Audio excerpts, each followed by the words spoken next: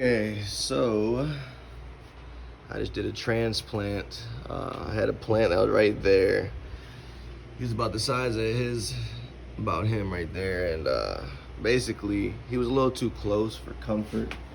I got them all spaced out pretty evenly, and I made a mistake.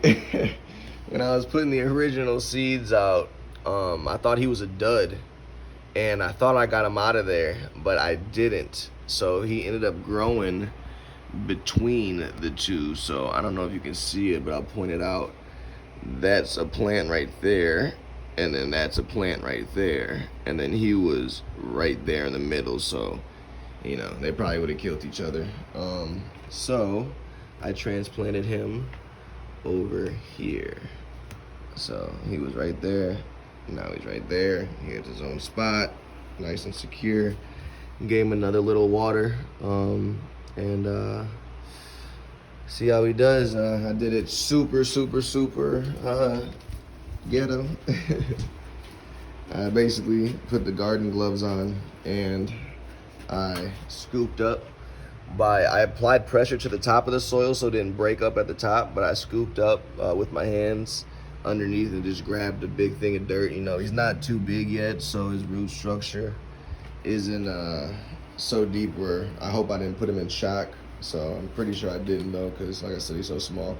So we'll see how he does, if he continues to keep growing or if he slows down a little bit. All right, there's the transplant baby. He's doing good. Growing his next shoots. So I got the little surround sound hooked up and playing classical music. But I ran my irrigation lines. I know I said in the last video that I was gonna have more of a top watering manual for the first couple weeks, because the irrigation lines run directly into the ground, so the topsoil is not really getting any water, which you need to definitely have that for your seedlings.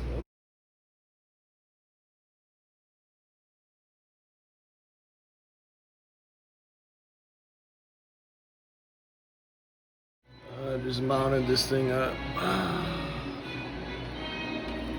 It's sitting on brackets. A wooden bracket. Same lines fan right there.